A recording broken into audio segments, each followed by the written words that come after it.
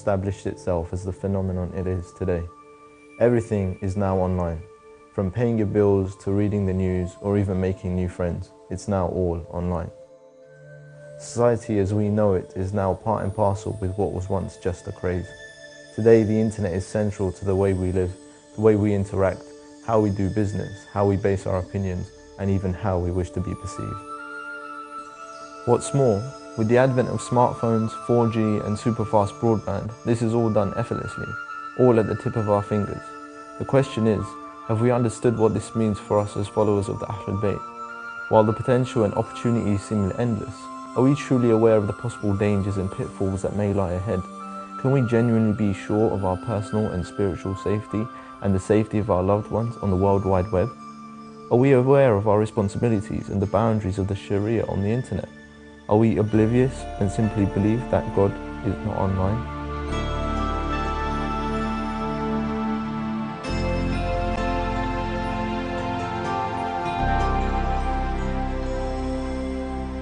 Ask most individuals, and especially the youth, why it is they use the internet, and 9 times out of 10 they'll reply social networking.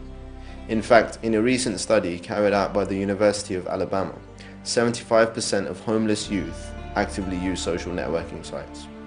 And in another study carried out closer to home by the London School of Economics, 28% of 10-year-olds actively use social networking sites. So the question remains, what is social networking and what's all the fuss about? I'm joined today with 3 guests, active on the internet and various social media platforms. Firstly, Muhammad Rida Al-Khazraji, a network engineer by profession and an active blogger on various pressing issues. Sadiq Damani, first year studying economics, an active member of the community and even more active on Twitter and Facebook. And lastly, Sister Shireen Hilmi, currently in her final year studying dentistry and previously the chair of her university Ahlul Bayt Society. Together we're going to discuss the internet, social media and our behavior online as followers of the Ahlul Bayt.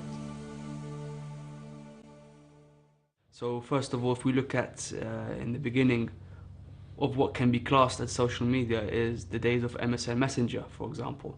Now these were, as we all know, a form of sending messages across one another, and within that you can include your group chats and various other interactions of the MSN Messenger. Since then it's developed.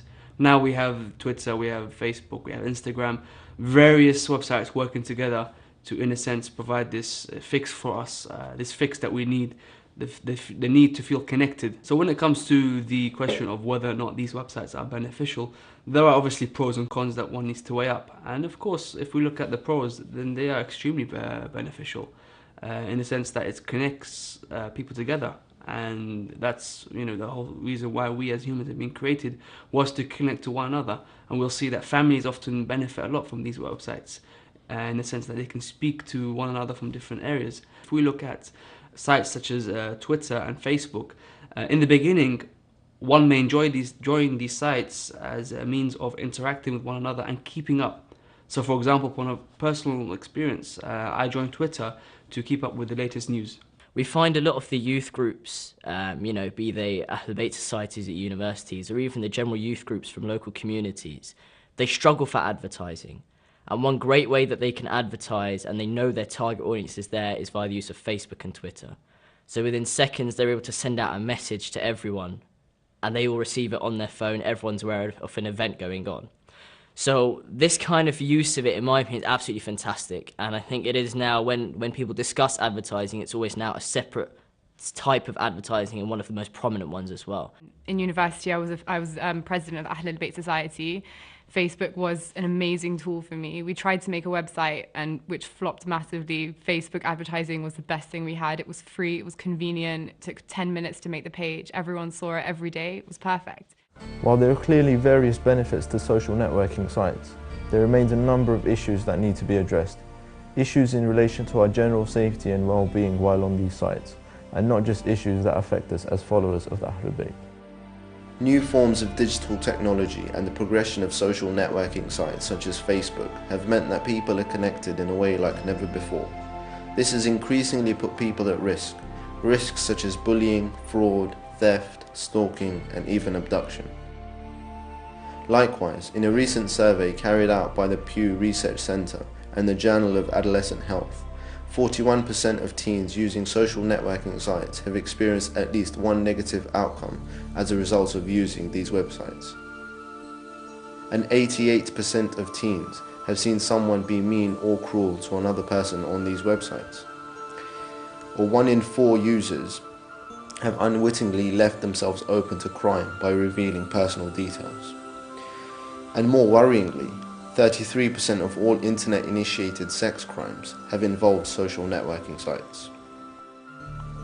And in half of all sex crimes against a minor involving a social networking site, the initiation of the relationship was made through these websites.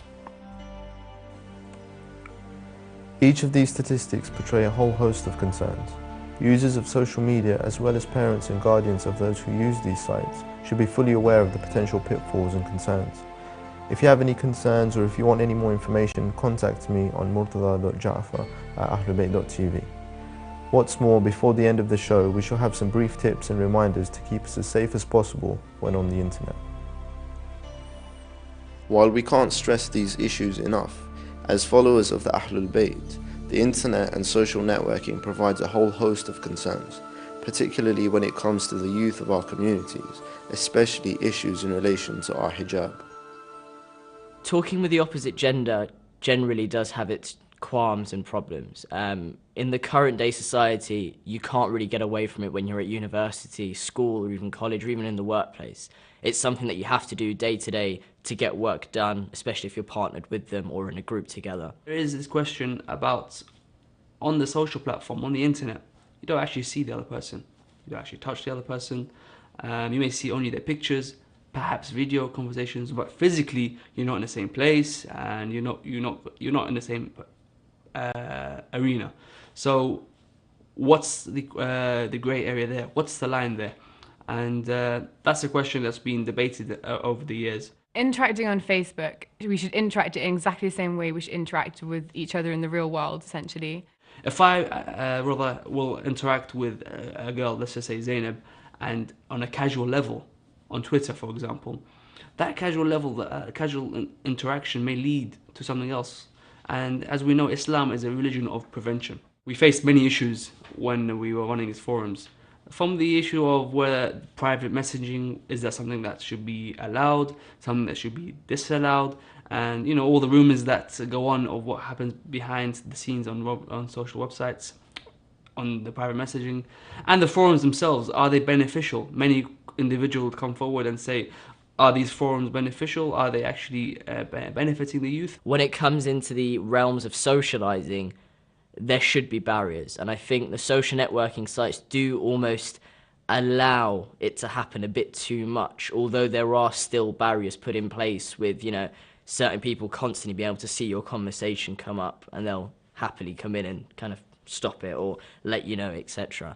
There are obviously, it is easy to get carried away and get into the private realms that we mentioned earlier, although, you know, some people, you know, if you have your wits about you, you can be perfectly fine. You can have engaging discussions on there. You know, someone may post a controversial post or even a thought-provoking post, and it can almost enable brothers and sisters to put their opinions through in a very safe environment with many people watching. I think that if you're stopped from doing something in real life because, for example, you're in the public eye, or if someone's watching you or your parents there or whatever, then it's no more admirable for not doing it in public and then doing it on Facebook because no one can see you. Because at the end of the day, your intention isn't pure. If you're not going to talk to someone because there's people watching you, and then you talk to them on Facebook, that's exactly the same thing. If you're not going to talk to someone because you know it's wrong, then you won't do it anywhere. Idle discussions. Do I need to talk on that level? And you know, I don't want to paint myself as someone who's an angel or anything. We all do it. Even myself, we all interact on this level. Now, what needs to happen though is an understanding of when I interact on this level, I know that I'm interacting on this level. I think with the progression of social media, with social networking, there has been, you know, that element of people coming across that line a bit too far.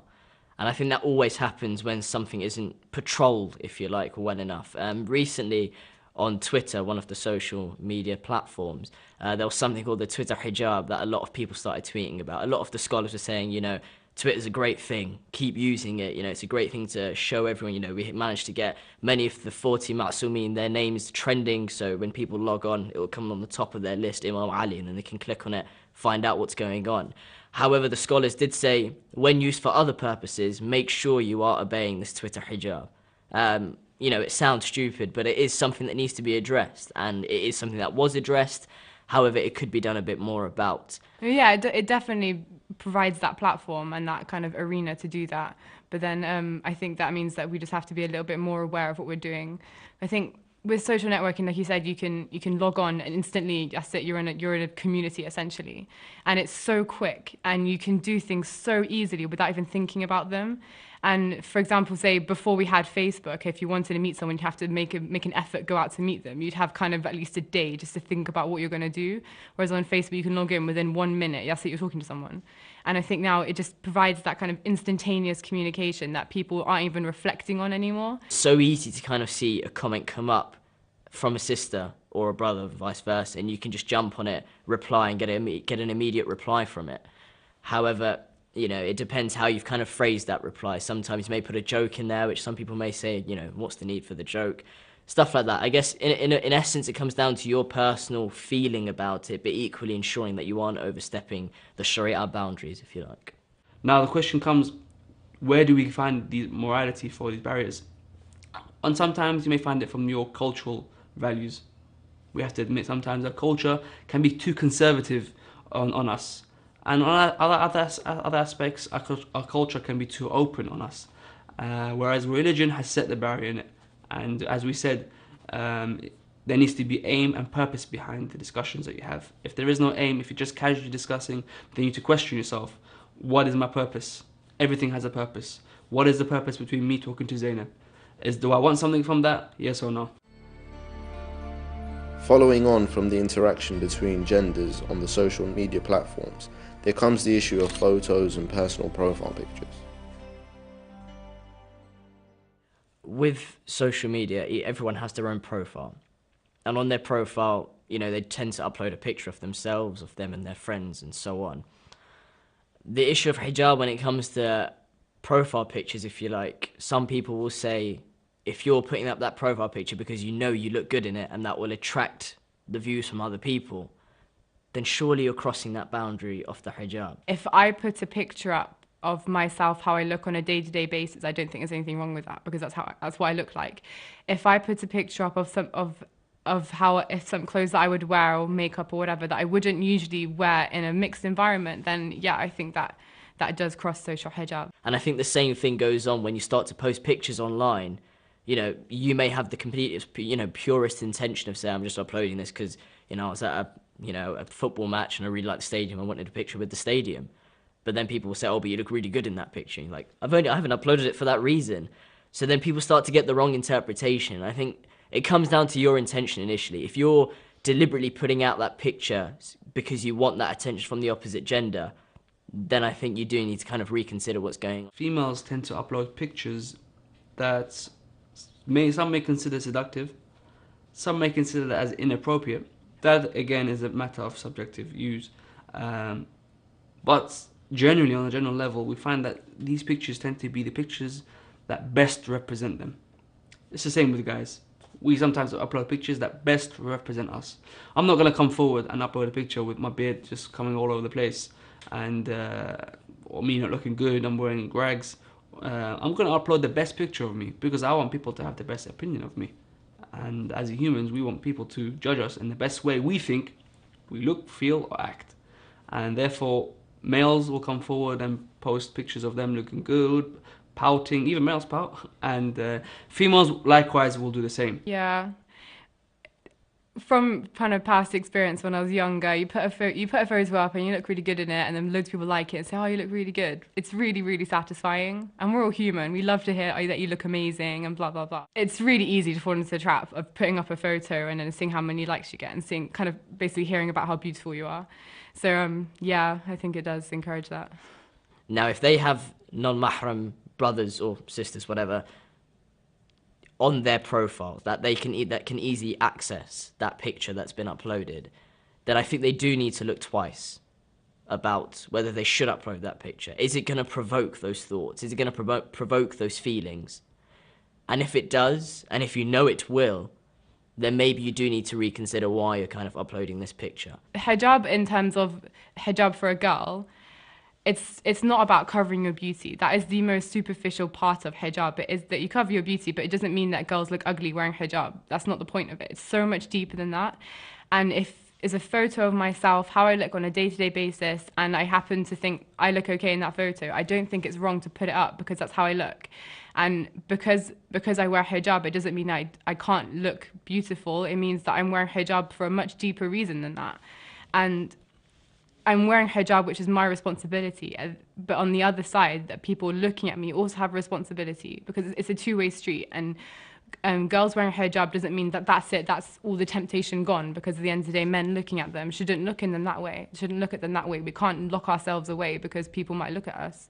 You can't live like that. When someone from the opposite gender, in our case, for a sister to upload a picture of themselves, and if you're following them or, you know, friends with them, etc., it may, if they've uploaded this picture and you know they look wonderful in it, etc., they're wearing great clothes, blah blah blah, it's up to you to ensure that you've kept your social hijab at that point immediately. It's the same as if you're walking down the street and someone just walked past you that looks stunning, and you need to ensure that you look down straight away, you look away, get rid of that temptation, whatever. And I think the same happens with social networking when you're, just going through your, your homepage or your timeline, you're seeing different things being uploaded. If you see a picture of a really good looking person from opposite gender, you need to ensure that you keep scrolling, or you keep hitting down, or, whatever. Whatever you've got to do, just get out of it. If you are finding yourself being, tempted to look at certain people's pictures, then just go ahead and delete them if you want to, There's no harm in that.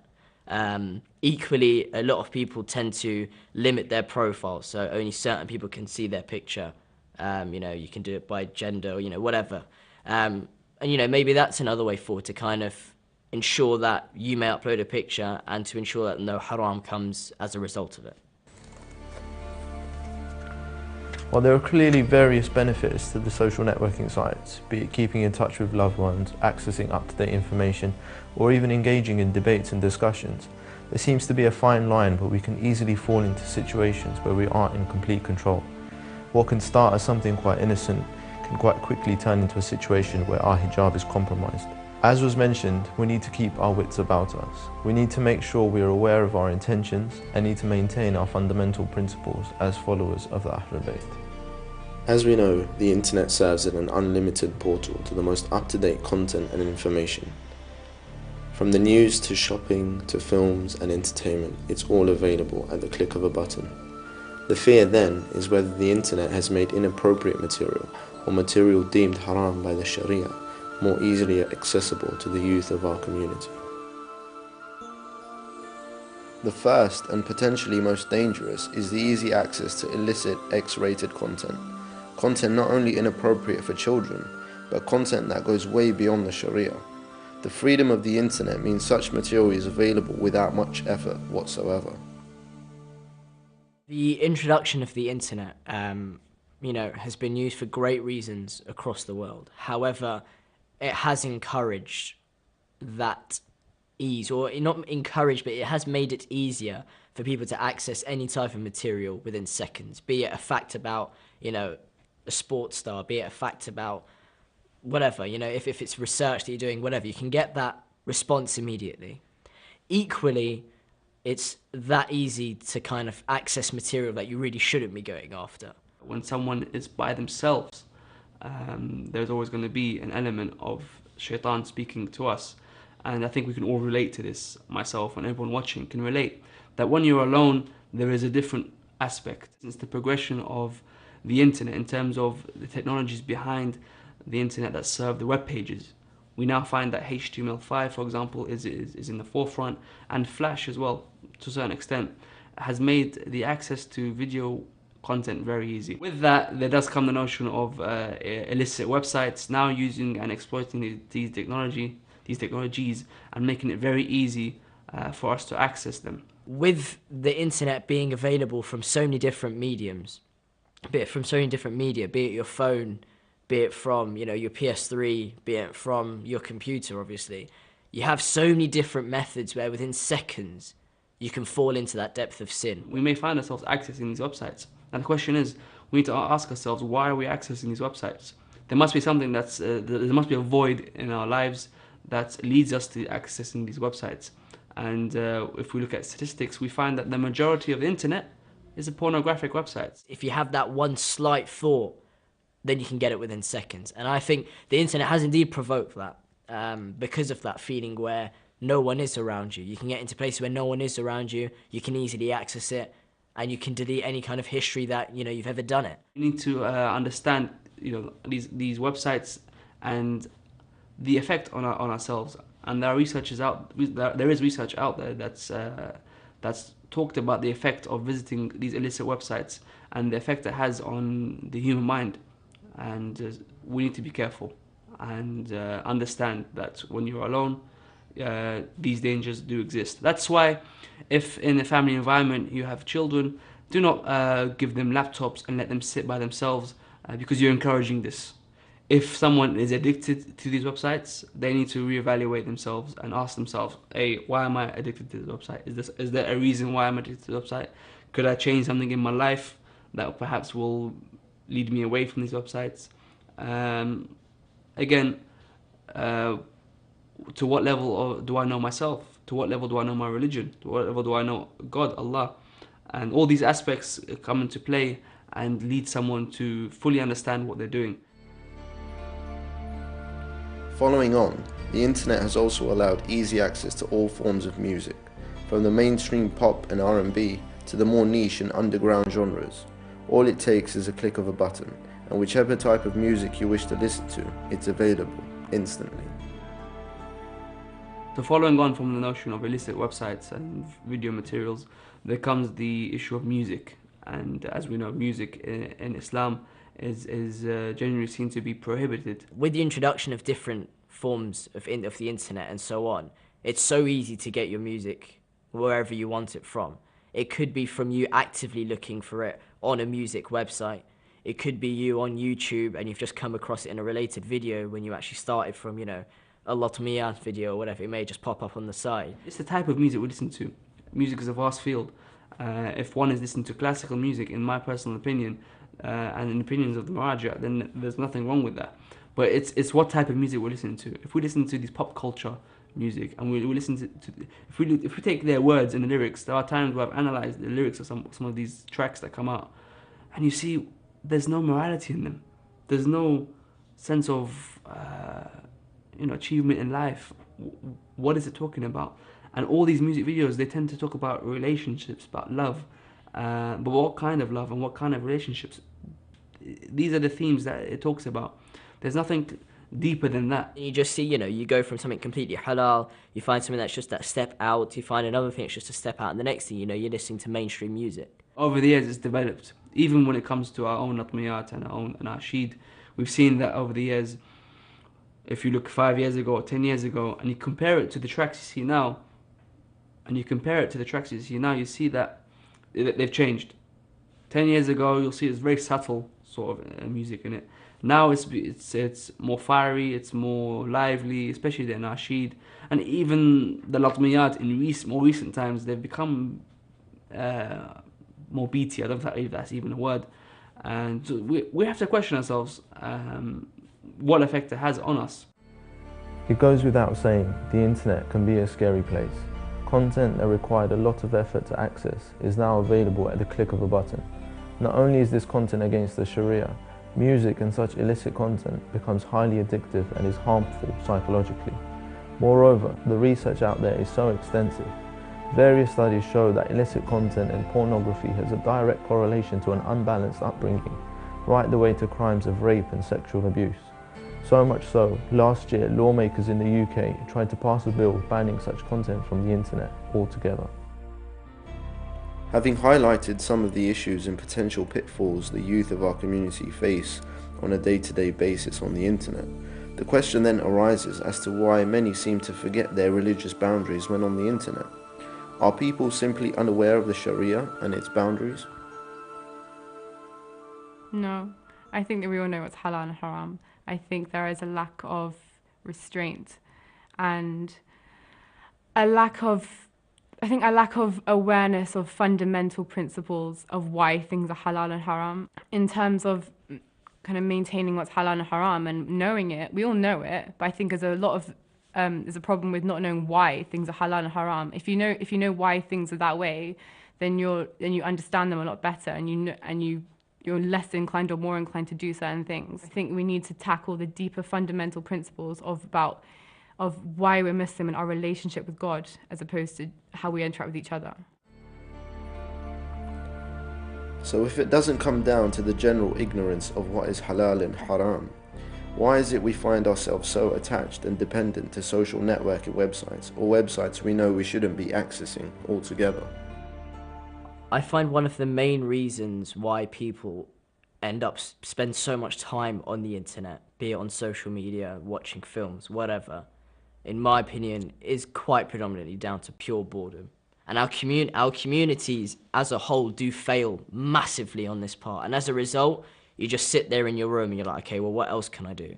I can play on my PS3. I can go on the internet. If I go on the internet, what am I going to do? I'm going to go on Facebook. I'm going to go on YouTube. I'm going to go on Twitter, and so on. However, if there was another, something else to do to ensure this boredom doesn't occur so regularly, which it does with so many of us, then we would be perfectly fine. I don't think it's hard for people to organise small events, be it just everyone come to the mosque on this day, bring some food, and we're just going to sit and have a laugh.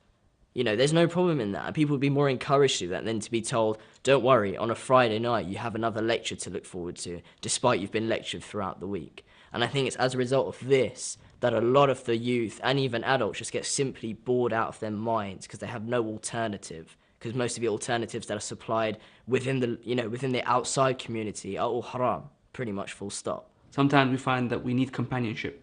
As a person, we may feel lonely. And where do we get that fix of companionship? From social websites.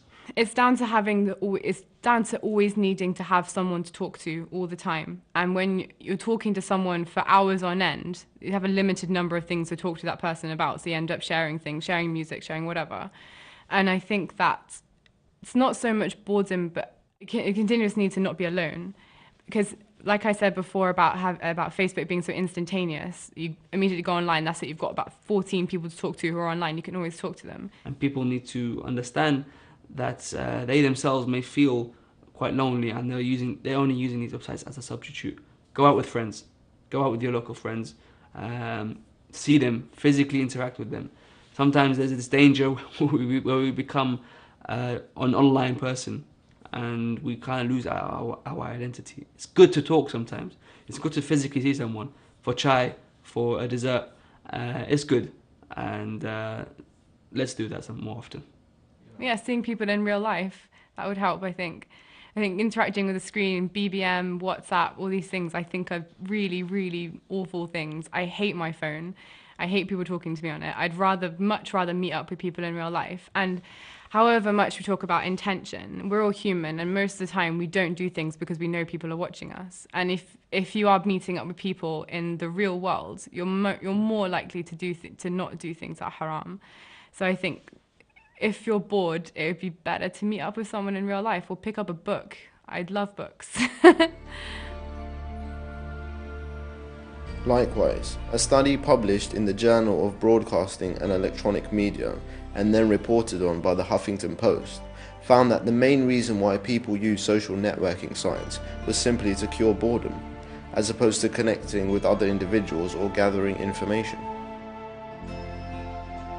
Following on, when considering the trends on the internet, the websites people tend to visit, the way we interact on Facebook and Twitter, the boundaries of hijab and so on, the issue of peer pressure seems to come up time and time again.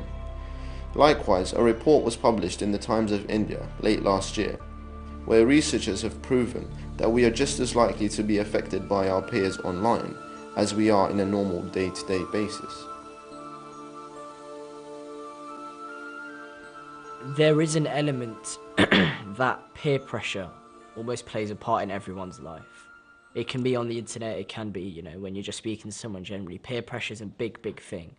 And I think on social media websites, especially, because it is just your virtual friend, it is your friendships just turned virtually online.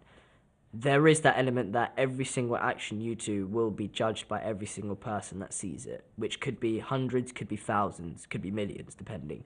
Peer pressure is a really, really integral part of our lives. No matter how old you are, you're always going to be influenced by peer pressure. And when you have the social networking sites in front of you, you not only have the peer pressure from the people who are physically around you, but then pretty much every single person you've known throughout your whole life is there then influencing you. I've got friends on Facebook who I went to primary school with. I haven't seen them in years, but I still have them there, and they put up statuses and things, and you judge yourself based on what they're doing. If I'm sitting at home alone on a Friday night, I was perfectly okay with doing that half an hour ago, but then I open Facebook and I see everyone having loads of fun. I suddenly think, God, my life's really boring. And I think it's really unfortunate that suddenly, like half an hour ago, I was really happy, and then suddenly you're really depressed, thinking your life's really boring. As individuals, we'll do something because everyone else is doing it. It's fine, I'll do something. Everyone else is posting pictures of themselves. It's fine, I'll do it. And we often find that there is a lack of originality amongst these social platforms. Everyone wants to follow a trend. I think a lot of it does come down to, let peer pressure, mess you up, whatever. It's going to happen. It's always going to happen. So long as your intentions are completely pure, so long as you know that you're not doing anything wrong, let everyone judge you. Why should we care what other people say about us? There's only one judge. Peer pressure is so much more increased with the social networking sites in front of you. And I think that for Muslims especially, to overcome this peer pressure, you just have to remember that pleasing people is a losing battle. You will lose it because there's a million people in the world. You're not going to please all of them. And you just have to remember there's only one person you need to please. And really, you don't need to do that much to please him. He's actually quite easy to make happy. I think we can quite safely say we know our boundaries when it comes to the Sharia and the internet. If, however, we do find ourselves pushing those boundaries, whether it's content we're accessing or the way we maintain our hijab on Facebook and Twitter, we need to take a step back and reassess. As the 7th Holy Imam had said, a true follower of the Ahlul Bayt will give a self-account of his actions every day. This would allow us an insight into why we may be behaving on the internet in the way we do. Is it boredom? Do we feel an emptiness that we try to fill with the internet? Or is it our peers and the friends we wish to associate with? Do we feel pressure to conform? If so, we must remind ourselves of our greater purpose and strive against the lures and temptations that we find so easily accessible on the internet. Clearly, the internet is here to stay. Social networking and websites that promote material against the Sharia are also here to stay. Boredom and peer pressure will continue to affect each and every one of us. So what's the way forward? We need to come forward and say and realize that there is this spectrum in place. There's no point in saying, no, this is haram, I'm going to completely boycott it. Rather, no, come forward and say, look, how can I harness this? How can I cultivate this product and make it something productive? With the social media being able to be so instant, we're able to get these kind of, interactions with scholars. We don't have to wait 3 days for an email. We can tweet a scholar, we can Facebook message a scholar, and we can get a reply straight away. I think that's where it's become very useful. However, I think a lot more do need to adapt to this style, because that is the style of the current day and age. I do feel that sometimes we need more scholars involved on these platforms. Rather than staying away from these platforms because a scholar may feel this is not necessarily for them, they need to understand, in the same way that world leaders are now understanding, that this platform is the way to interact and come and spread your message to the average Joe. And I think when we find online, especially, a lot of scholars have now started to realise this. And they've come onto these social media websites, they've come onto YouTube, they've come online. So now when you're going through your Twitter, not only do you find an update on the news, not only do you find an update on the sport, but you find a scholar giving a hadith and an explanation about how it can apply to us. Equally, you find another scholar who may say, an announcement about, this has been opened over here, make sure you don't go there because I found out this is going on there, etc., etc., etc. I think that using Facebook and things like that in a haram way is something that's quite hard to change. But I think that I think changing attitudes is something that we need to think about more, and then behaviours will come. I think that there's a fundamental element missing about why don't we do lectures on the nature of God or our relationship with God or why we pray. God doesn't need us to pray, so why do we pray? Things like, I think if these attitudes are changed and they're evolved and developed, the behaviors will come. I think we need to tackle the deeper fundamental principles of why we're Muslim and our relationship with God as opposed to how we interact with each other. As we said, the internet is here to stay. Instead of shying away from it, we need to embrace it.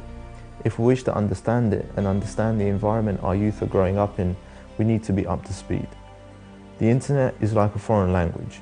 If we wish to communicate, we need to understand the basics. Only then, as a community, can we guide our youth and make them aware of the dangers and pitfalls that are there on the internet. And to those already online, let's not forget our responsibilities as followers of the Ahlul Bayt. Let's not kid ourselves. We know what's right and wrong. And above all, we know that God is always online. And last but not least, please take note of the following advice. Be wary of publishing any personal or identifiable information about yourself or any loved ones on social networking websites. Keep your social networking profile closed and only allow people you trust to view sensitive information. Remember, what goes online stays online. Do not say anything or publish pictures that might later cause you or someone else embarrassment. Remember that many companies routinely view current or prospective employees' social networking pages, so be careful about what you say, what pictures you post, and what's on your profile. Remember, you can set filters and parental blocks on websites you deem unsuitable for your children and loved ones. Simply contact your internet provider and they will happily arrange this for you.